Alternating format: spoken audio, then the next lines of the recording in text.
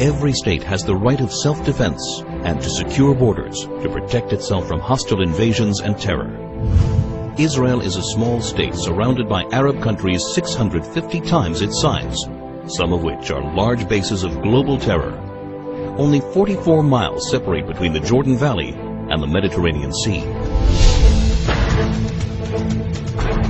After the Six-Day War in 1967, when Israel was attacked by 4 armies on 3 fronts, United Nations Security Council Resolution 242 stated that Israel was entitled to new defensible borders to replace the previous fragile lines from which it was attacked. What are Israel's defensible borders? What are its essential security needs? The Jordan Rift Valley, Israel's eastern frontier, forms a natural barrier between Israel and the countries of Jordan, Iraq, and Iran. The Jordan Valley rises from an area that is 1,200 feet below sea level to a hilly ridge of up to 3,000 feet, creating a steep 4,200-foot virtual wall opposite any force attacking from the east. The growing threat of global jihad activity near Israel's borders requires it to prevent infiltrations of terrorists and weapons. When Israel left the Philadelphia corridor in Gaza, it became a highway for the infiltration of terrorists and the flow of hundreds of tons of ammunition and weaponry from all over the Arab world, aimed at Israeli civilians. The Jordan Valley is the equivalent of Gaza's Philadelphia corridor in the West Bank. To defend itself, Israel must retain control over the Jordan Valley.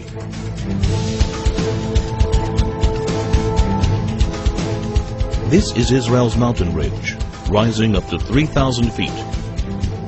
It dominates Israel's major coastal cities, where more than 70% of its population, 80% of its industry, and all of its airfields and seaports are located.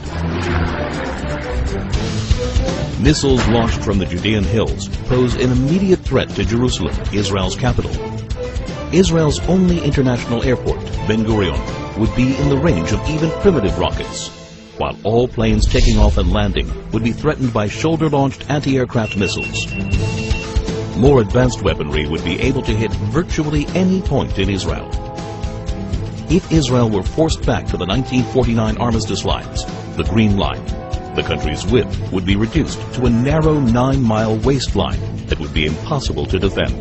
That's why any future arrangement must include Israeli control over key areas of the mountain ridge and a demilitarized Palestinian state.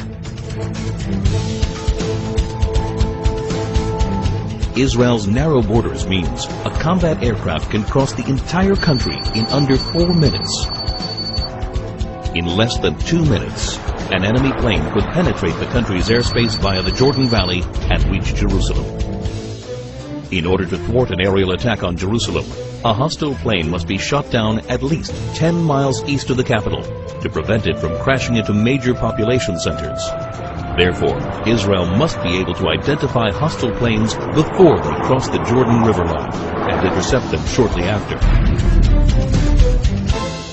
To defend itself, Israel must control the airspace over the West Bank.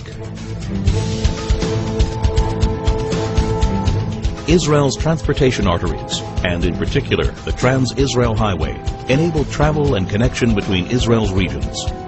They also assure the mobility of the Israel Defense Forces in case of attack. Protection of these vital arteries is essential in order to ensure that 1. Civilians aren't victims of terrorist gunfire. 2. Regions of the country cannot easily be cut off. 3. The mobility of Israel's defense forces is not hindered in the case of invasion. To defend itself, Israel must control its main arteries of transportation.